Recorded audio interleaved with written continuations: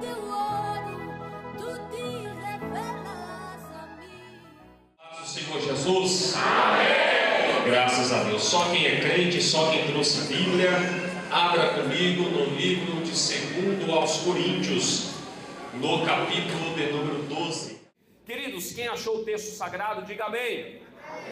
Eu vou ler o texto bíblico, na sequência você pode tomar o seu assento. Eu vou fazer uma leitura do verso 1 até o versículo de número 10. O texto diz: em verdade que não convém gloriar-me, mas passarei as visões e revelações do Senhor. Conheço um homem em Cristo que há 14 anos, se no corpo não sei, se fora do corpo não sei, Deus o sabe, foi arrebatado ao terceiro céu. E sei que o tal homem, se no corpo, se fora do corpo não sei, Deus o sabe, foi arrebatado ao paraíso e ouviu palavras inefáveis que ao homem não é lícito falar. De alguém assim me gloriarei eu, mas de mim mesmo não me gloriarei, senão nas minhas fraquezas. Porque se quiser gloriar-me, não serei nécio, porque direi a verdade. Mas deixo isso para que ninguém cuide de mim, mais do que em mim vê ou de mim ouve. E para que não me exaltasse pela excelência das revelações, foi-me dado um espinho na carne, a saber, o mensageiro de Satanás, para me esbofetear, a fim de não me exaltar. Acerca do qual 3 vezes orei ao Senhor, para que se desviasse de mim. E disse-me: a minha graça te basta, porque o meu poder se aperfeiçoa na fraqueza. De boa vontade, pois, me gloriarei nas minhas fraquezas, para que em mim habite o poder de Cristo. Por isso, sinto prazer nas fraquezas, nas injúrias, nas necessidades, nas perseguições, nas angústias, por amor de Cristo. Porque quando estou fraco, então estou... Tome seu assento. Glória a Deus. Queridos, antes de fazer menção ao texto, antes de expor aquilo que Deus colocara no meu coração, eu quero antes apresentar o meu mais novo material, o meu mais novo livro, que foi lançado há um pouco mais de um mês, que é este manual facilitador de escatologia bíblica.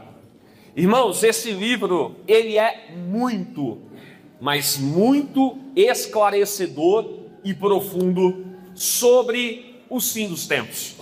Se você quer aprender sobre a escatologia de maneira profunda, mas numa linguagem simples e acessível, este material estará disponível após a pregação. Ele tem um investimento de R$40. R$40. Você pode passar no crédito, no Pix, no débito. Você não pode perder esta oportunidade.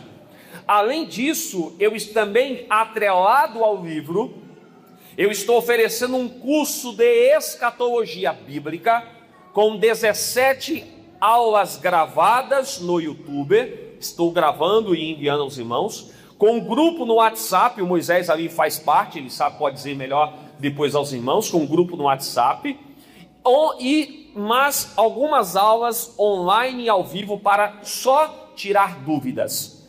Então, você que quer aprender escatologia, o livro é 40 e o curso é R$60. Os dois é R$100 e passa no débito, no crédito, por Pix. Não perca essa oportunidade de compreender sobre a doutrina tão importante que é os fins dos tempos. Amém? Quem quer ouvir a voz de Deus, diga amém. Eu quero pregar nessa noite sobre o poder de Deus que se aperfeiçoa na sua fraqueza.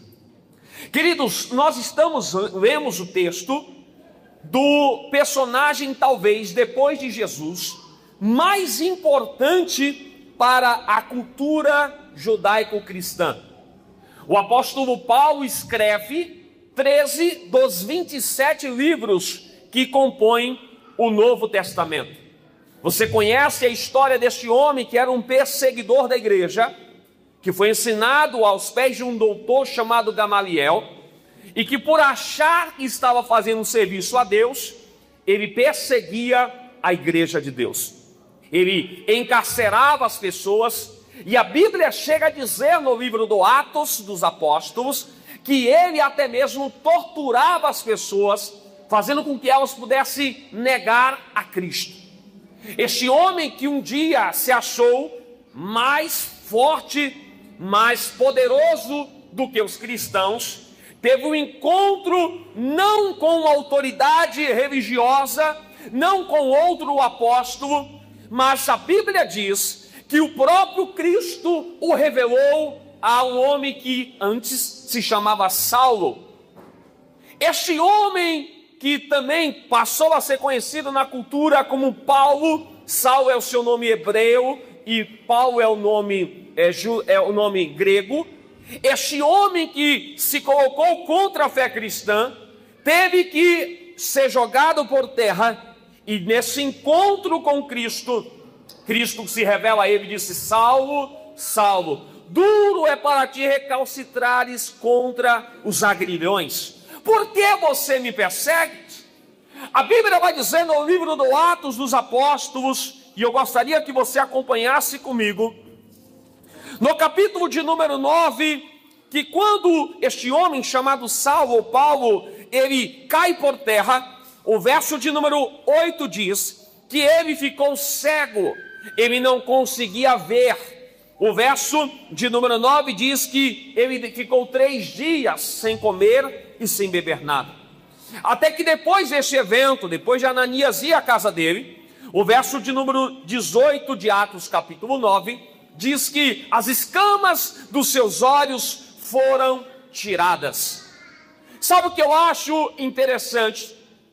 É que na maioria das vezes, quando Deus opera um milagre, na maioria das ocasiões em que Deus opera algo na vida de alguém, curando de uma enfermidade, Deus cura por completo, porém, na maioria delas, Deus deixa uma cicatriz.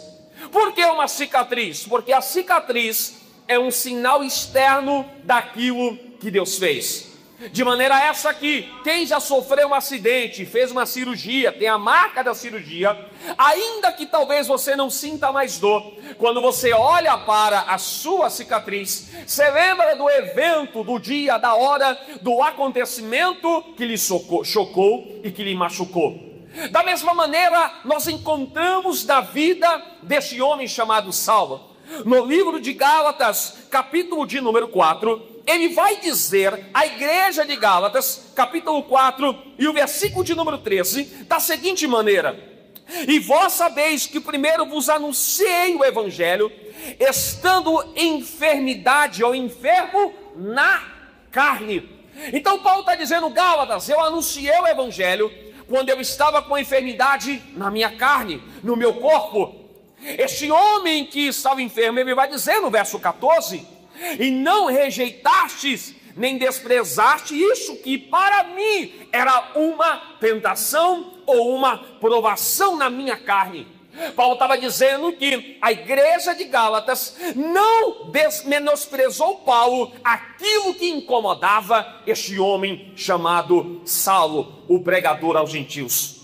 Ele vai escrever no verso 15 do capítulo 4 de Gálatas, continuando, a igreja de Gálatas, que se eles pudessem, eles teriam arrancado os seus olhos, os olhos deles de Gálatas, e dado a Paulo, porque Paulo tinha uma enfermidade nos olhos. Não é à toa que Paulo escreve no livro de Romanos, capítulo 16, que quem vai escrever a carta aos Romanos não é Paulo, ele dita, e um outro personagem é quem escreve. Ele diz em Gálatas capítulo de número 6, que ele escreveu em letras garrafais. Por que em letras garrafais?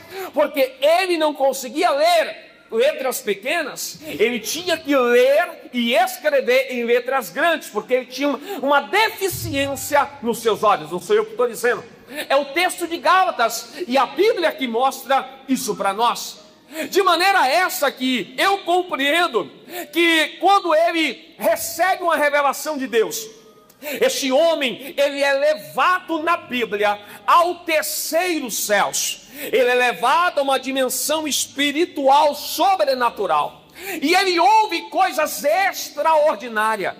Ele diz em 2 Coríntios 12, que o que ele ouviu ali no terceiro céus, e que depois ele vai chamar de paraíso, são coisas inefáveis, coisas que não podem ser ditas a homem algum. Tamanha grandeza daquilo que ele ouviu lá no céu, onde daqui a pouco eu e você estaremos lá para a glória de Deus Pai. É por isso que esse mesmo homem, já que ele não pode descrever o que ele vê nos céus, ele vai escrever aos Romanos dizendo: aquilo que os olhos não ouviram, aquilo que os ouvidos não ouviram, e nem subiu ao coração do homem, é o que Deus tem preparado para aqueles que o amam. Em outras palavras, ele estava dizendo: é coisa tão grande que você sequer imaginou. Paulo poderia dizer: eu estive lá, eu estava presente lá, eu ouvi coisas extraordinárias. Não posso dizer a vocês, mas uma coisa eu sei: você nunca parou para pensar ou imaginar a grandeza que será os céus. Esse homem era um homem da vez. Se Paulo tivesse presente hoje, não seria eu que estaria aqui, pastor. A agenda de Paulo já estaria cheio até o final da sua vida. De manhã, de tarde, de noite, Saulo estaria pregando em todos os congressos no mundo afora. Esse grande homem teve que ser derrubado por Deus. E Paulo vai dizer: ora, eu tinha um espinho na carne que me incomodava. Imagine um grande personagem, mas era tão interessante que esse grande homem, Gálatas diz para nós no capítulo 4, que aquela enfermidade nos seus olhos não era apenas uma enfermidade que não poderia ser vista. As pessoas menosprezavam Paulo. A cultura vai dizer que Paulo era baixinho, careca e barrigudo. Todo o perfil contrário aos galãs de Hollywood. Este homem a quem, para o ser humano, externamente, era uma pessoa sem nenhuma qualificação, e internamente foi levado por Deus a ver coisas extraordinárias. Só que quando ele, Paulo, volta de sua revelação à terra, quando ele sai do paraíso e volta à terra, Deus vai dar um presente para este homem, o presente que eu não gostaria de ter, o presente que nenhum de nós gostaríamos de ter. Paulo vai chamar este presente de espinho na carne. Meu irmão, eu quando era um guri, como a gente chamava, quando era um menino, jogava bola na Bahia descalço, e tinha aqueles espinhos, rapaz, quando aquele negócio entrava no pé, doía. E Paulo está dizendo: o espinho me incomodava. Existem na igreja do Senhor pessoas que aqui estão me ouvindo, que existem espinho na sua carne, que estão lhe incomodando, que está lhe atormentando. É um espinho que não é muitas das vezes nem tão grande, mas incomoda demais. Deus me trouxe a revelação nessa noite para trazer uma palavra dizendo: existem pessoas que Deus deu um presente. Qual é o presente, pastor? Um espinho na carne. Não foi o diabo. Tem hora que Deus nos dá enfermidade, pastor Vitor. Deus, é verdade. Por que Deus faz esse tipo de questão em nossa vida? Porque tem momentos em que Deus nos deixa no leito de UTI, porque tem momentos que Deus deixa a enfermidade bater a nossa porta. Paulo vai dizer: eu orei ao Senhor 3 vezes, me assemelha à oração de Jesus no Getsemane: Pai, se possível, passa de mim este cálice. Paulo está orando: Pai, tira esse espinho da minha carne, isto me incomoda. Eu imagino Paulo com um defeito no olho, as pessoas olhando para ele, menosprezando ele, e ele dizendo: isso está me incomodando, Deus, tira isso de mim. Deus não responde na primeira oração de Paulo, ele ora a segunda vez: Deus, tira esse espinho da minha carne. Deus não responde a oração de Paulo, ele continua orando, e na terceira vez, quando ele ora, ele disse: Deus, tira esse espinho da minha carne. A resposta de Deus não era aquilo que Paulo queria ouvir, pastores, mas era o que ele precisava ouvir. Deus não trouxe resposta que você gostaria de ouvir, não, mas a palavra de Deus hoje liberada do altar é aquilo que eu e você precisa ouvir. A minha esposa, Tamires Couto, ela nasceu com uma condição no coração que desenvolve algo chamado arritmia cardíaca. Eu não sei se algum dos senhores sabe o que é isso, mas o nosso coração bate num ritmo constante. Quando fazemos esforços, o coração, ele aumenta os batimentos. A arritmia quer dizer que o coração bate num ritmo descompassado. Várias vezes eu a socorri levando ao hospital com os batimentos cardíacos quando colocou no SUS. Ela tinha comprovação, isso em papel, batimentos cardíacos a 200 batimentos cardíacos por minuto. Momentos no leito, na beira da morte. Onde uma vez, quando o meu filho nasceu, hoje ele tem 8 anos, mas quando ela foi liberada, depois do parto, teve várias complicações. Ela foi socorrida, levada ao hospital do Embu-Mirim. Na ocasião, eu a levei, e quando ela estava lá no hospital do Embu-Mirim, tiveram que dar um remédio para ela, o remédio que colocou em sua veia.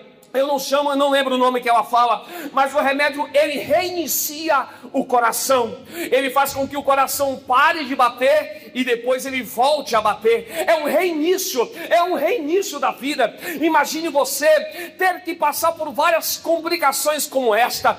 Uma vez ela estava em um congresso, ou melhor, num culto, uma campanha das irmãs, curadas para curar. Na ocasião que ela estava neste congresso, nesse evento, ela estava com outro problema de enfermidade no seu estômago. Ela estava com uma úlcera no seu estômago e ela estava marcada uma endoscopia para passar ao médico. Eu lembro quando ela estava neste evento, depois que ela terminou de pregar, uma irmã deu um abraço nela, e quando a irmã deu um abraço nela, a irmã disse: hoje eu te curo do problema no seu intestino, no seu estômago. Quando ela fez a endoscopia, eu vi com meus olhos. O médico falou assim: olha, a úlcera que está aqui, eu não sei o que aconteceu, está aparecendo na imagem aqui que está cicatrizada. Jesus curou, mas deixou a cicatriz. Jesus curou, mas deixou a marca para dizer: eu tenho o poder de trazer a cura. Mas o problema do coração continuou. E ela continuou orando a Deus: Deus, porque o Senhor não me cura da minha enfermidade do coração, da minha condição no coração? E Deus usou uma profeta para dizer para ela: eu ainda não te curei, para você entender que a vida sua está nas minhas mãos. Aleluia, aleluia, aleluia. No dia em que ela entendeu, porque até então ela estava procurando os melhores médicos, até então ela estava procurando os melhores, os mais especialistas, dispostos a pagar fortuna, ou melhor, fortuna a gente não tem, mas o que tinha para ser tratada, para fazer uma cirurgia em uma mesa médica particular. Mas eu lembro, irmãos, quando eu disse para ela: não, nós servimos a Deus, e Deus vai entrar na causa. Eu lembro que quando ela passou no SUS, eu fiquei imaginando um SUS. Depois que você morre, o SUS chama, irmão. O SUS demora. Ela passou no SUS em novembro do ano de 2024. Quando ela passou no SUS em novembro, eles agendaram ela para o dia 26 de fevereiro de 2025 agora. Ela fez a cirurgia cardíaca e nunca mais na vida dela ela sabe o que era uma arritmia cardíaca.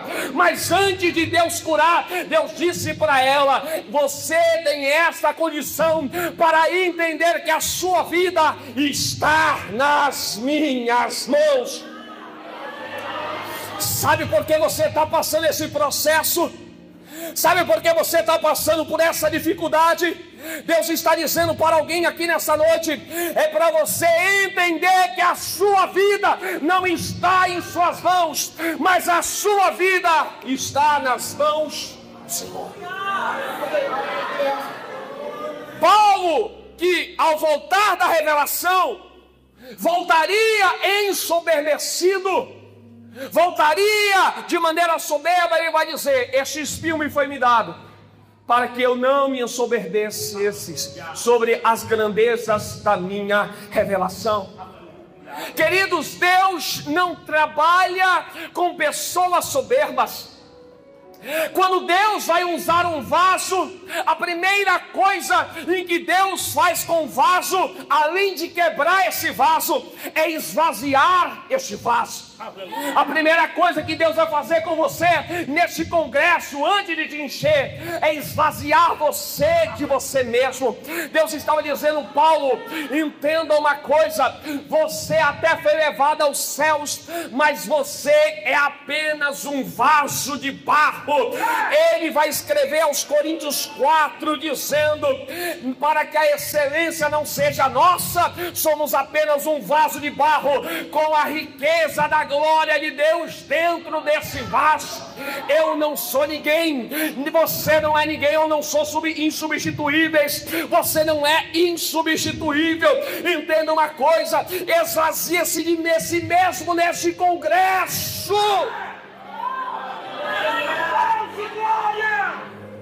Paulo não compreendia, porque ele é apóstolo.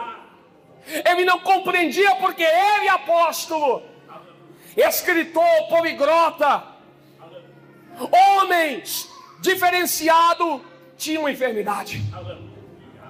Como pode? Eu imagino Paulo pensando: eu enfermo? E Deus estava dizendo: Paulo, eu tive que te dar esse presentinho, porque esse presente vai fazer com que você permaneça humilde. Esse presente vai tirar de você toda a sua soberba. Deus está falando com alguém aqui nessa noite que você tem que ser menos você mesmo. Deus está dizendo para alguém aqui nessa noite: esse presente que eu te dei não foi o diabo, é para que você volte a se humilhar na minha presença. Livro de Deuteronômio, capítulo de número 8.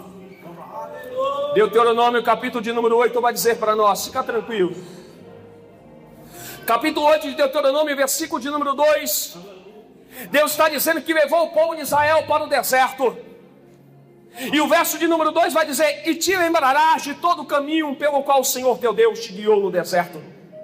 Estes 40 anos, Deus, para que o Senhor levou o povo para o deserto durante esses 40 anos? Para te humilhar, para te provar, para saber o que estava no teu.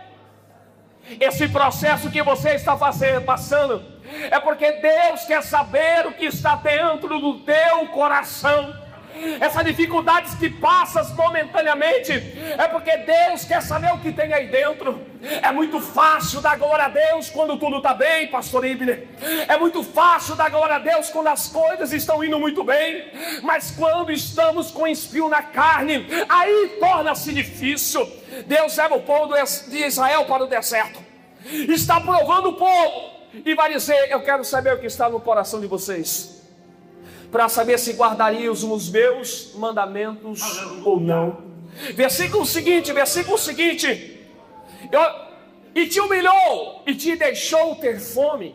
Deus está falando que ele fez isso, não foi o diabo.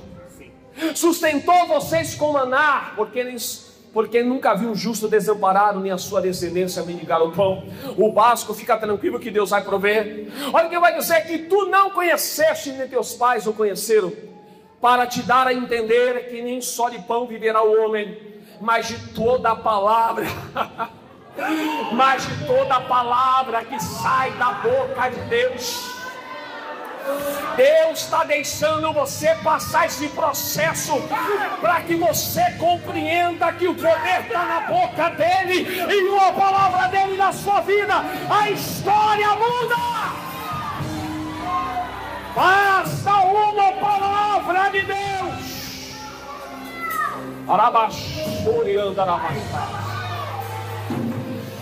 Basta uma palavra que o cativeiro muda, que a situação vira de cabeça para baixo.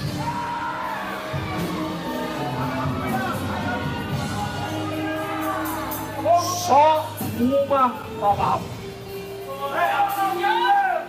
Pela fé entendemos que o mundo fora criado pela palavra de Deus. Ah, meu irmão, aguenta esse processo que estás passando. Deus está moendo você. Aguenta firme. Não desfaleça. Não retroceda. Quando Paulo estava com espinho na carne, ele estava gemendo. Ele disse: isso é uma provação para mim. Mas quando ele, Paulo, entende que é uma provação, quando ele, Paulo, entende que ele está sendo provado por Deus, aleluias, Deus disse: Paulo, a minha graça te basta. Pastor Vitor, o que isso significa? Significa que apesar de Deus estar te moendo como se moe uma azeitona, para dela extrair o azeite, a graça dele jamais se apartará da tua casa, da tua vida, e que a graça dele te envolverá. Maravilhoso! Aí tem mais, Deus vai dizer: Paulo, tem mais uma coisa, você está fraco, você está enfermo. E talvez alguém esteja olhando e dizendo: como pode servir a Deus e está enfermo? Como pode? Ora, Deus cura, mas continua enfermo. Porque o diabo é acusador. Mas não sabe ele, não sabe ela, que Deus só está te provando. Aí Paulo, Deus vai dizer para ele: ei, tem mais. O meu poder, ele se aperfeiçoa não na sua força. Deixa eu entregar um negócio de Deus aqui para você. Quando Nabucodonosor olhou para as riquezas da Babilônia e disse: isso tudo eu construí com meu poder, Deus está dizendo: está muito cheio de si mesmo. Deixa eu fazer ele pastar com animais. Deixa eu fazer ele virar um animal provisoriamente, para eu humilhar ele e ele entender que ele só tem porque eu dou, que ele só é porque eu dou. Deixa eu dizer um negócio para você. Deus está dizendo que quem é grande, quem se acha grande, quem se acha poderoso, quem se acha poderosa, não porque eu prego demais, não porque eu canto demais, não porque eu pastoreio demais, não porque eu rezo demais, não porque eu sou inteligente demais, não. Deus está dizendo: ei, eu vou cruer você hoje, vou tirar você do saltinho alto e vou mostrar que você é dependente da minha presença.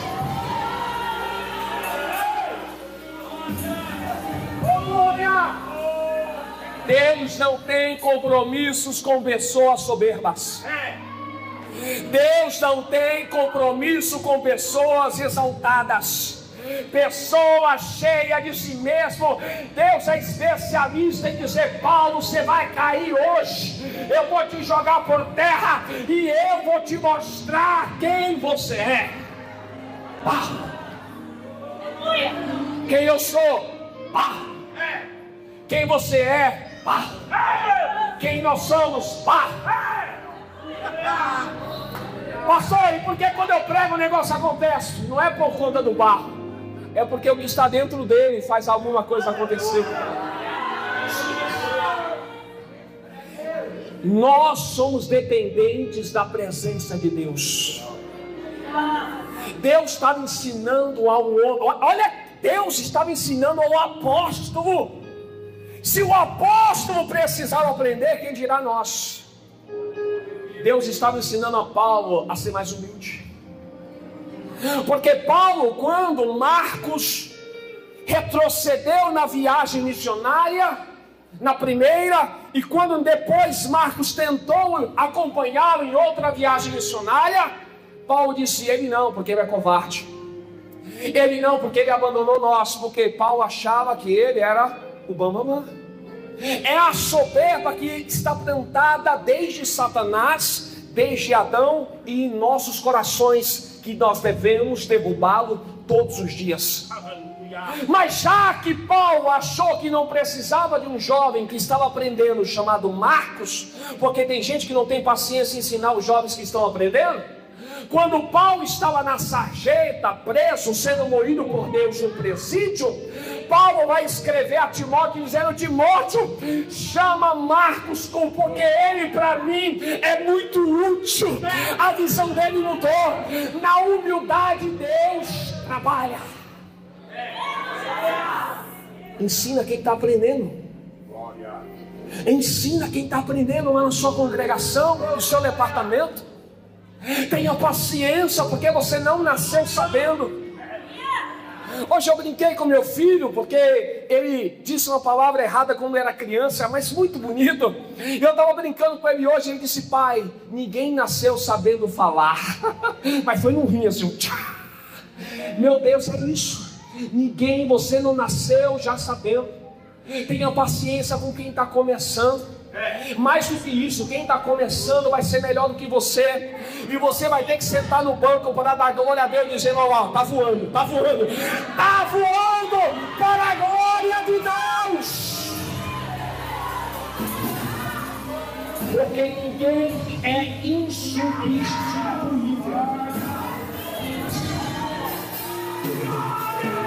Ah, meu negócio está demais. Ninguém é insubstituível. Deus disse a Josué: Josué, Moisés, meu servo, morreu, mas a obra continua. Abriu o mar vermelho, subiu no Monte Sinai, trouxe a lei para o povo, criou o tabernáculo, mas morreu, era homem. Mas eu sou o dono da obra, e a obra continua com Moisés ou sem Moisés, porque a obra não depende de Moisés, depende do Deus da obra. O Deus da obra se chama Jesus. E ele disse: as portas do inferno não prevalecerão sobre a minha igreja. Agora entenda, para a gente ir para o final. O verso 9 de 2 Coríntios 12 vai dizer que Deus vai dizer a Paulo assim: Paulo, o meu poder se aperfeiçoa na sua fraqueza. A palavra poder do grego é dinamis, alguns falam dunamis, eu prefiro dinamis. Quando foi inventado a dinamite, o cara que inventou a dinamite, ele precisava colocar o nome daquele explosivo que representasse aquele material, aquele explosivo. E ele recorreu ao grego e colocou o nome do explosivo de dinamite. A palavra que Deus está dizendo a Paulo, ele dizendo o seguinte: Paulo, o meu poder, a minha dinamite, vai ser desenvolvida não na sua força. A minha dinamite na sua vida não vai ser desenvolvida quando você acha que está no auge, não. Mas ela vai ser desenvolvida quando você achar que está fraco. Você não sabe qual é o poder de uma mulher que está orando e com a sua alma gemendo como Ana. Você não sabe qual é o poder que o crente tem no momento que ele está gemendo, mas com os olhos voltados para o alto. Você não sabe o poder, o estrago, a dinamite que você é no mundo espiritual, quando na dificuldade você ora. Oh, meu irmão, você não sabe a ferramenta que você é nas mãos de Jeová, quando você acha que está fraco. Deus está dizendo: Paulo, agora que você acha que está fraco, agora sim o meu poder vai ser aperfeiçoado agora em você. O homem que até os aventais, os lenços curavam os enfermos, precisou ser moído por Deus para se tornar humilde. Deus está dizendo para alguém aqui nessa noite que esse processo que você está passando é para deixar você mais humilde. Porque antigamente você apontava e dizia: está lá, está enfermo porque está em pecado. Agora você está enfermo para que você entenda que nem toda enfermidade é por conta de pecado. Então tome muito cuidado quando você apontar o dedo para o outro, porque o mesmo dedo que aponta para lá tem um dedo apontando para cá. Aí Paulo escreve: porque quando estou fraco, irmão, o negócio de Deus é tudo ao contrário do mundo. Porque um lutador de boxe, um lutador de MMA, se ele está enfermo, ele vai perder a luta facilmente. Alguém que está na dificuldade, na prova, fraco, a tendência é ser vulnerável. Mas aprenda um negócio com Deus nessa noite. Quando Golias afrontou o povo de Israel, quando Golias está afrontando o povo de Israel, Saul rei tinha a arma necessária para enfrentar o gigante. Mas quando Golias está afrontando, aparece um jovem que ninguém dava nada por ele, chamado Davi. Davi olha para o gigante e diz: ei, gigante, você vem a mim. Vou até falar aqui na câmera. Ei, gigante, você vem a mim com escudo e com lança. Você tem 3 metros de altura, é mais forte do que eu. Você tem todos os requisitos humanos para vencer esta batalha. Mas eu tenho uma carta na manga. Eu não vou até você com minha força, porque eu sou fraco. Eu vou até a ti em nome do Senhor dos Exércitos. Vai para a guerra, vai para a batalha, mas não vai com tuas forças que você vai estar mal. Mas vai na dependência, porque Deus trabalha em pessoas dependentes.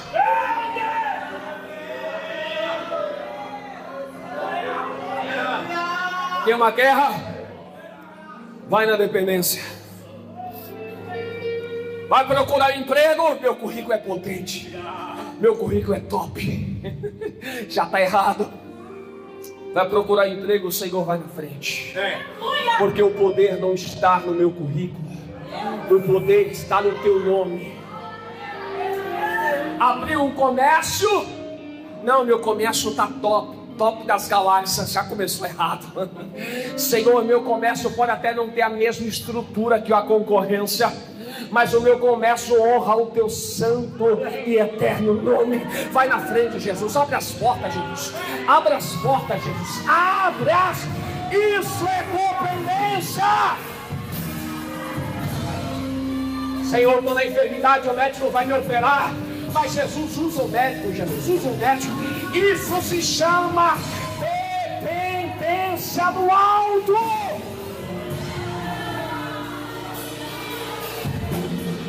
E o poder de Deus se aperfeiçoando.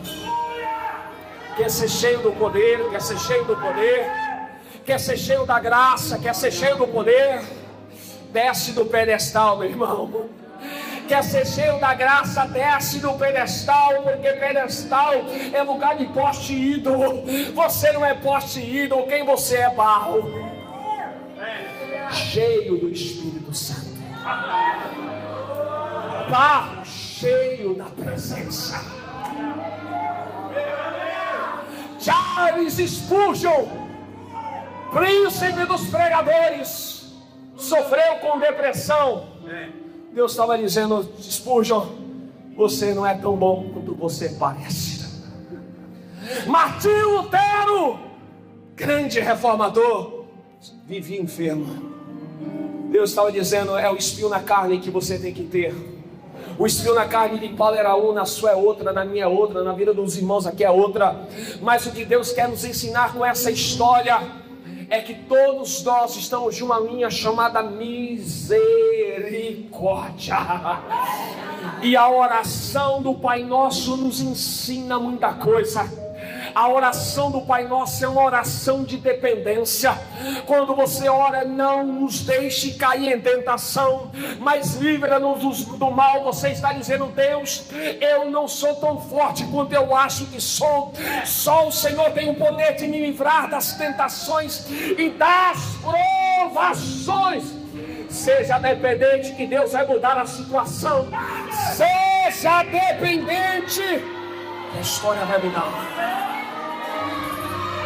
Esse processo vai acabar. Esse processo que você está passando tem um prazo de validade. Mas esse processo aqui, você saiba que a sua vida está na dependência de Deus. Esse processo aqui, para que você saiba que o seu emprego está nas mãos de Deus. Esse processo é para que você saiba que a sua vida financeira está nas mãos de Deus. Até o profeta Elias foi alimentado por corvos para Deus dizer: ei, profeta, você até faz fogo descer do céu, mas você depende de mim para tudo. Até para comer você depende da minha graça. Essa graça nos basta, meu irmão. Esta graça, Deus, eu não tenho tudo o que quero, mas tenho tudo o que preciso. Não tenho tudo o que gostaria de ter, Senhor. Talvez, Deus, eu gostaria de estar acessando lugares onde eu pudesse ter as melhores iguarias, as melhores comidas, os melhores hotéis. Mas Deus está dizendo: eu conheço o teu coração. Você se perderia rapidinho num ambiente desse. Então continua aqui na dependência. Deus sabe onde nos deixa ir. Não queira acessar lugares que Deus não quer que você acesse, porque Deus conhece o seu coração. Oh Deus, eu queria estar naquele banner, queria estar naquele congresso, eu queria estar naquele lugar. Deus, eu queria estar lá, e Deus está dizendo: ei, fica tranquilo, a minha graça, ela basta para você. Acontece que nós não estamos mais nos contentando com a graça e queremos outras coisas e não a graça. Até que Paulo vai escrever a igreja de Filipos. E aí eu termino nessa noite. Filipenses capítulo 4, versículo 11 a seguir. Coloca no telão para a gente. Filipenses capítulo 4, Paulo vai dar uma missão para nós. Ele vai dar uma missão que muitos crentes não conseguem entender. No verso de número 13, as pessoas só leem a parte onde diz: posso todas as coisas naquele que me fortalece. É muito fácil ler o versículo 13, mas põe o verso 11, Paulo vai dizer: não digo isto como por necessidade, porque já aprendi a contentar-me com o que tenho. Que missão maravilhosa! Olha a missão que o espinho na carne de Paulo fez para ele. Ei, Paulo, eu ensinei a você a que você se contente com o que você tem. Olha, continua verso 12: sei estar abatido.